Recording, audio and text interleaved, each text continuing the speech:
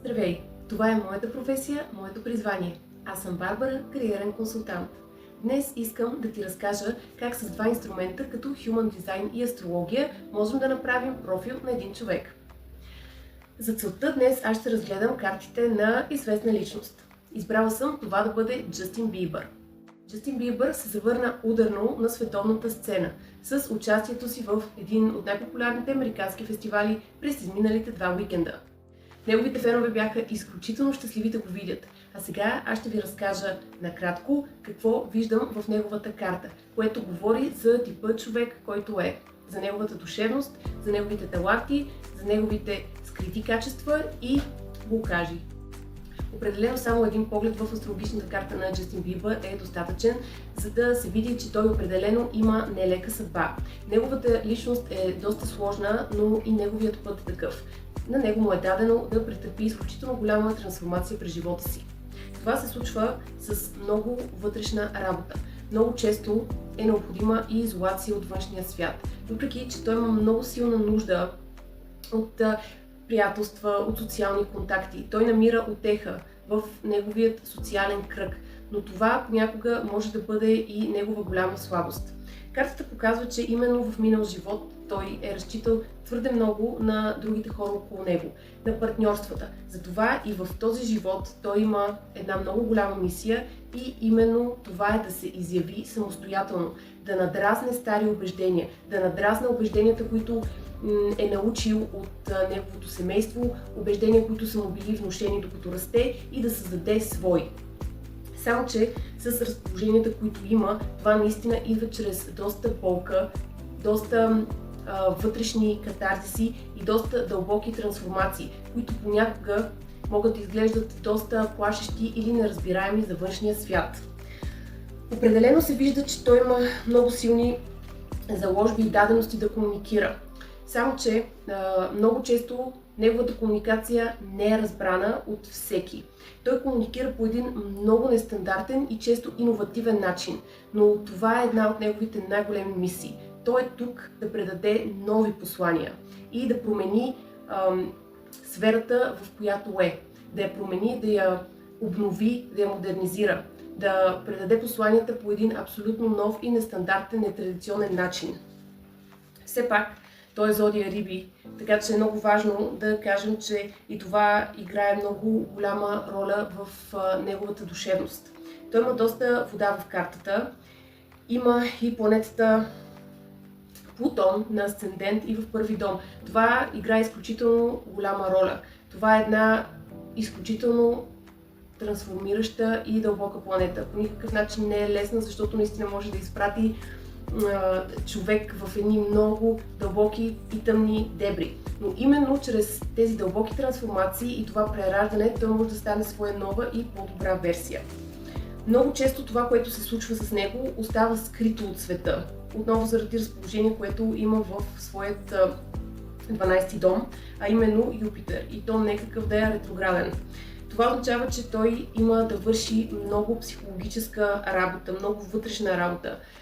Юпитер дава и преоценка на ценностите. Има много духовно търсене, много силно духовно пробуждане. Всяка една планета в 12-ти дом е и като проклятие, но и като благословия. За да се стигне обаче до нейната благословия, първо трябва да се мине през изпитания. И в случая много от нещата, които той преживява и то в голямо разширение, остава наистина скрито от чуждите погледи. Само той наистина си знае какво се случва. Планетите в неговата материална сфера му дават много активна темата за стойността, както материалната, така и личната. И за него наистина много силен фокус са пари, ресурси и самооценка. Само че там при живота му се дава, че много често ще има много резки промени и сътресения. Тоест не е изключено да минава от едната крайност в финансови аспект до другата. Тоест много резки загуби и много резки съответно и печалби. Но това е енергия, която абсолютно трябва да бъде овладяна. Накратко казано, неговата астрологична карта наистина дава изключително силен творчески потенциал. Такъв обаче, който много често не е разбран, но пък дава една уникална и възможно дори гениална перспектива, която със сигурност има влияние върху голям кръг от хора.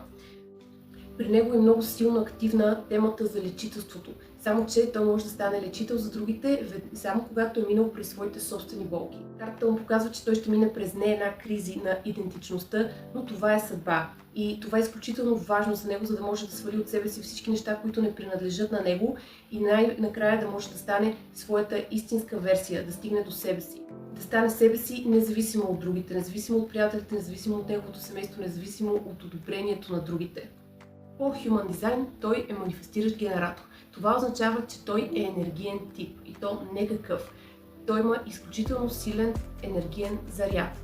Само че за манифестиращия генератор е изключително важно да може да овладее тази енергия, която има. Защото той има този постоянен поток на нестихваща енергия.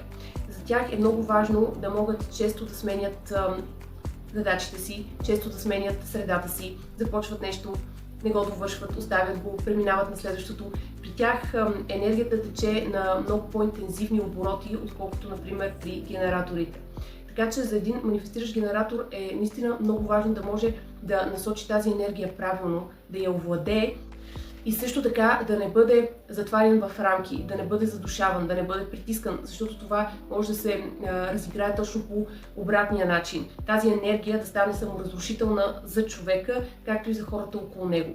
Неговия профил е 5-2. Какво означава това? Петицата, това са проекциите.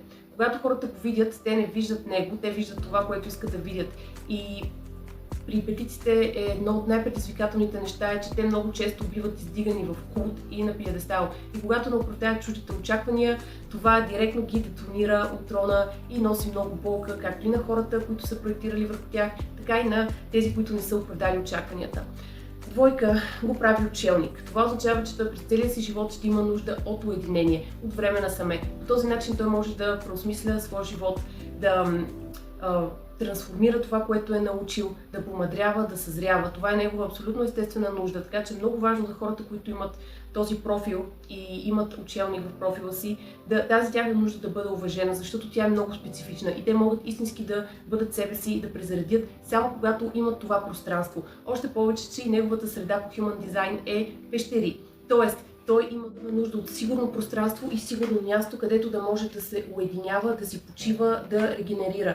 Това много често са по-задушевни, по-тъмни, по-интимни пространства. Такива, които буквално могат да се свържат с усещането на пещера.